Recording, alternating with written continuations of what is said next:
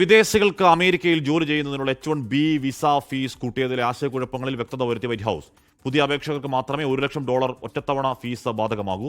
Visa പുതുക്കുന്നതിനോ നിലവിൽ visa ഉള്ളവർക്കോ അധിക fees നൽകേണ്ടതില്ല.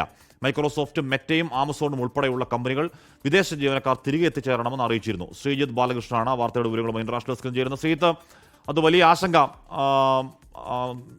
അവിടെ ഉണ്ടാക്കിയിരുന്നു. അതിൽ എങ്ങനെയാണ് വൈറ്റ് ഹൗസ് വരുത്തുന്ന ക്ലാരിറ്റി? ആശങ്കയ്ക്ക് ഒരു പരിധിവരെയെങ്കിലും സമാധാനം നൽകുന്ന ക്ലാരിറ്റി ഉണ്ടോ അതിൽ, ശ്രീജിത്ത്?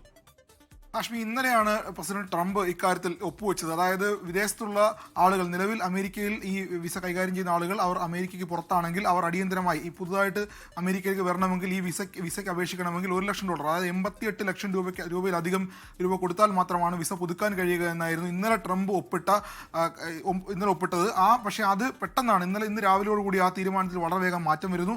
അതായത് നിലവിൽ അമേരിക്കയ്ക്ക് പുറത്തുള്ളവർക്കും അമേരിക്കയിലേക്ക് പോകാൻ ആഗ്രഹിക്കുന്നവർക്കും ഈ വിസ കയ്യിലുള്ളവർക്കും ഇനി ഈ $1,00,000 കൊടുത്ത് വിസ പുതുക്കേണ്ടതില്ല എന്നാണ് ഇപ്പോൾ അതിൽ വ്യക്തത വരുത്തിയിട്ടുള്ളത്. അതായത് പുതുതായി അപേക്ഷിക്കുന്നവർക്ക് മാത്രമേ ഈ വിസയിൽ $1,00,000 കൊടുത്ത് വിസ എടുക്കേണ്ടതുള്ളൂ.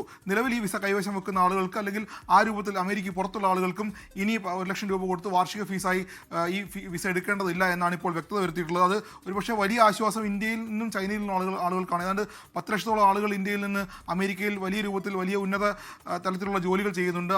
അതുമാത്രമല്ല വിദ്യാർത്ഥികൾ, അമേരിക്കയിൽ പഠിക്കുന്ന വിദ്യാർത്ഥികളും സാങ്കേതിക രംഗത്ത് ജോലി ചെയ്യുന്ന ആളുകളുമാണ് ഇത് ഏറ്റവും കൂടുതൽ ബാധിക്കുമെന്ന് വിചാരിച്ചിരുന്നത്. പക്ഷേ അതിലൊരു വ്യക്തത എന്തായാലും വരുത്തിയിരിക്കുന്നു. പക്ഷേ ഇന്നലെയാണ് ട്രംപ് ഇതിൽ ഒപ്പിട്ടെങ്കിലും വ്യക്തത വരുത്തിയിട്ടുള്ളത് വൈറ്റ് ഹൗസ് ആണ്. വൈറ്റ് ഹൗസിന്റെ പ്രസ് സെക്രട്ടറിയാണ് ഇക്കാര്യം വിശദീകരിക്കുകയും പറയുകയും ചെയ്തിട്ടുള്ളത്. പക്ഷേ ട്രംപ് അതിൽ ഒപ്പിട്ടു എന്നുള്ളത് കൊണ്ട് ഈ നിയമം എത്രത്തോളം ബാധകമായി മാറും എന്ന അക്കാര്യത്തിലാണ് ഇനി വ്യക്തത വരാനുള്ളത്.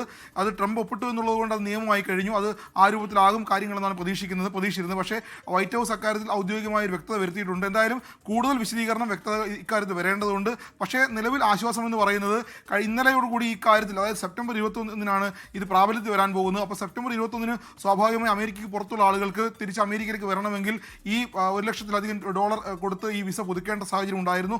അത് പേടിച്ച ആളുകൾ, വലിയ വൻകിട കമ്പനികൾ ജോലി ചെയ്യുന്ന ആളുകളും സാങ്കേതിക വിദഗ്ധരും അധ്യാപകരും വിദ്യാർത്ഥികളും ഉള്ള ആളുകൾ, ഇന്ത്യയിൽ നടക്കുന്ന ആളുകൾ അമേരിക്കയിലേക്ക് മടങ്ങിപ്പോകാനായിട്ട് വേഗം ടിക്കറ്റ് ബുക്ക് ചെയ്യാനും വിമാനങ്ങൾ അന്വേഷിക്കാനും ഒക്കെ തുടങ്ങിയിരുന്നു. അത് ആ രംഗത്ത് വലിയ പ്രതിസന്ധിയും അവർക്ക് അത്തരം ആളുകൾക്ക് സാമ്പത്തിക ബുദ്ധിമുട്ടൊക്കെ ഉണ്ടാക്കുന്ന സാഹചര്യത്തിലേക്ക് പോയിരുന്നു. പക്ഷേ ഇപ്പോൾ ഒരു വ്യക്തത വന്നതുകൊണ്ട് ശരിക്കും അക്കാര്യത്തിൽ വലിയ ആശ്വാസം ഉണ്ടായിട്ടുണ്ട്. ഇപ്പോൾ നിലവിൽ ഇന്ത്യയിലുള്ള ആളുകൾക്ക് ഇന്ത്യയിൽ തുടരാം, പക്ഷേ അവരുടെ വിസ പുതുക്കേണ്ടതില്ല. പക്ഷേ വിസ പുതുതായി എടുക്കുന്ന ആളുകൾക്ക് മാത്രമാണ് എന്ന കാര്യത്തിൽ ട്രംപ് ഒപ്പിട്ടത് ഏത് രൂപത്തിലാണ് ബാധകമാകുക എന്നാണ് ഇനി അറിയേണ്ടത്. എന്തായാലും വലിയ ആശ്വാസകരമാണ് ഇക്കാര്യത്തിൽ ഇന്ത്യയിലും ചൈനയിലുമുള്ള ആളുകൾ ഉണ്ടായിട്ടുള്ളതാണ്. 10 ലക്ഷത്തോളം ആളുകൾ ഇന്ത്യയിൽ നിന്ന് അമേരിക്കയിൽ ജോലി ചെയ്യുകയും വിദ്യാഭ്യാസത്തിനായും ഒക്കെ പോകുന്നുണ്ട്. എന്തായാലും ഉന്നത വിദ്യാഭ്യാസ രംഗത്തും ഉന്നത സാങ്കേതിക രംഗത്ത് ജോലി ചെയ്യുന്ന ആളുകളുമാണ് ഇത് കൂടുതൽ ബാധിക്കുമെന്നാണ് വിചാരിച്ചിരുന്നത്. പക്ഷേ ഏറെക്കുറെ ആശ്വാസകരമാകുന്ന കാര്യങ്ങളിലേക്കാണ് ഇപ്പോൾ പോകുന്നത്. ഹാഷ്മി, ഈ പുതിയ നീക്കം ഈ അമേരിക്കൻ പൗരന്മാർക്ക് കൂടുതൽ തൊഴിലവസരം ഉണ്ടാക്കുമെന്നൊക്കെ വൈറ്റ് ഹൗസ് പറയുന്നുണ്ട്. ശ്രീജിത്ത്, അതിലേതെങ്കിലും യുക്തിക്ക് അടിസ്ഥാനമുള്ള വാദമാണോ ട്രംപും വൈറ്റ് ഹൗസൊക്കെ പറയുന്നത്? അതായത് ഇപ്പോൾ ഞാൻ സൂചിപ്പിച്ചത് പോലെ 10 ലക്ഷത്തിലധികം ഇന്ത്യക്കാർ തന്നെ അമേരിക്കയിൽ ഈ രംഗത്ത് ജോലി ചെയ്യുന്നുണ്ട്. അതായത് ഉന്നത വിദ്യാഭ്യാസ രംഗം, ഉന്നത സാങ്കേതിക രംഗം, അതുപോലെ ആരോഗ്യ രംഗം, ഈ രംഗത്താണ് കൂടുതൽ ഇന്ത്യക്കാർ അമേരിക്കയിൽ ജോലി ചെയ്യുകയും പഠിക്കുകയും ചെയ്യുന്നത്. അപ്പോൾ സ്വാഭാവികമായും കൂടുതൽ ആളുകൾ, കൂടുതൽ തൊഴിൽ ഇന്ത്യക്കാർക്ക് നൽകുന്നു എന്നുള്ളതാണ് ട്രംപിൻ്റെ വാദം. കൂടുതൽ ശമ്പളം ഇന്ത്യക്കാർ അമേരിക്കയിൽ നിന്ന് കൊണ്ടുപോകുന്നു എന്നാണ് ട്രംപിൻ്റെ വാദം. ഈ രംഗത്ത് ഇത്തരത്തിലുള്ള വിസകൾ നടപ്പിലാക്കുമ്പോൾ സ്വാഭാവികമായും വലിയ ശമ്പളം വാങ്ങുന്ന ആളുകൾ, വലിയ സാങ്കേതിക വിദഗ്ധരായ ആളുകൾ, ആ ജോലികൾ അമേരിക്ക മാത്രമായി ലഭ്യമാകും എന്നുള്ളതാണ് ട്രംപിന്റെ ഒരു വാദം. അങ്ങനെ വലിയ ശമ്പളം ഇന്ത്യക്കാരും ചൈനക്കാരും കൊണ്ടുപോകേണ്ടതില്ല. അത് അമേരിക്കയിൽ തന്നെ അമേരിക്കക്കാർക്ക് തന്നെ ലഭ്യമാകേണ്ടതുണ്ട്. ആ രംഗത്ത്, ഉന്നത വിദ്യാഭ്യാസ രംഗത്തും ഉന്നത സാങ്കേതിക രംഗത്തുമൊക്കെ അമേരിക്കക്കാർ തന്നെ വളർന്നു വരുന്ന ഒരു സാഹചര്യം ഉണ്ടാകണം. അവർക്കായിരിക്കണം ഈ പണം കിട്ടേണ്ടത് എന്ന നയമാണ് ട്രംപ് സ്വീകരിക്കുന്നത്.